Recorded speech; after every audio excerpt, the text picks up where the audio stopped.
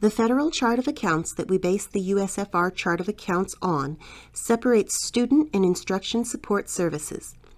These services center around supporting students and teachers outside of the instructional process. Expenditures appropriately classified in these functions are sometimes confused with instructional activities because these functions include activities that relate to students and teachers in some way. But once you look at the detailed function descriptions in these areas, it becomes clearer what types of activities should be included in student and instruction support services. Remember, throughout the function codes you will see required bolded codes and also numerous italicized optional codes. The optional detailed codes are not required, but their descriptions provide detailed definitions which are very helpful in determining the correct overall functional coding area for an expenditure.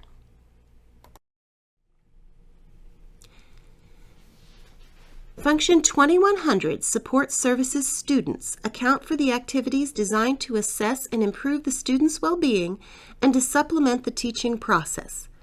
Both health and therapy services are included in 2100. Therapists are often teaching a student a skill or helping them as they practice a way of coping with learning or a physical challenge. But the Federal Chart and the USFR Chart include those activities and support services as they involve the assessment, diagnosis, and treatment of students with these challenges.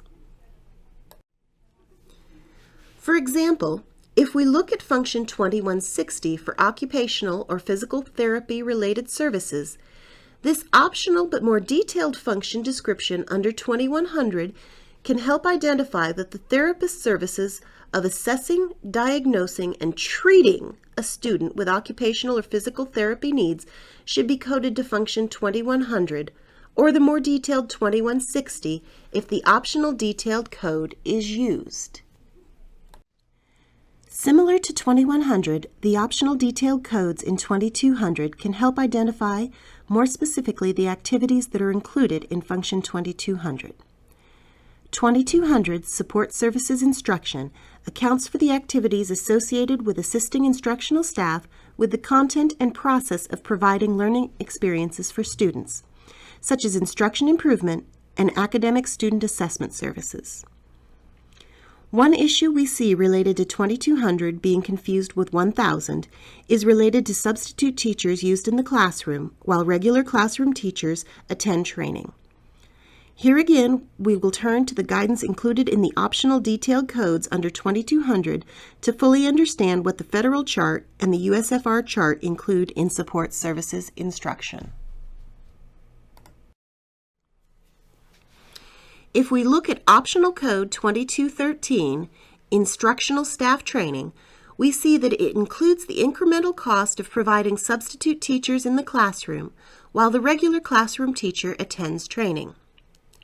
This allows a district to avoid reclassifying a teacher's salary and benefits for that day or part of the day from function 1000 instruction to function 2213, and instead captures the added cost of providing the substitute teacher in function 2213 as a staff training cost, even though the substitute is the one directly interacting with the students while the regular teacher is away at training. Once we know that information from the optional 2213 description, we can make the right function choice.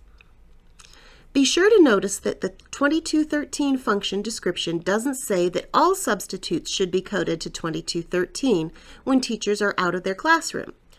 That classification is only appropriate when the teacher is away for training purposes.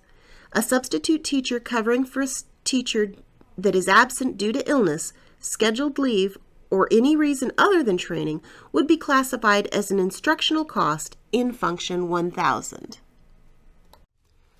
The detailed function descriptions in student support services and instruction support services help define the types of activities that should be included in these functions.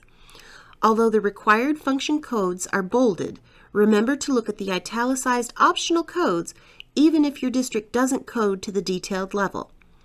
The optional detailed codes are not required, but their descriptions provide detailed definitions which are very helpful in determining the correct overall function coding area for an expenditure.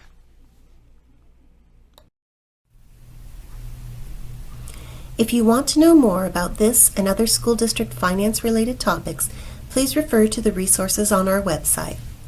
If you have questions, you can feel free to contact us by email or call us for help too.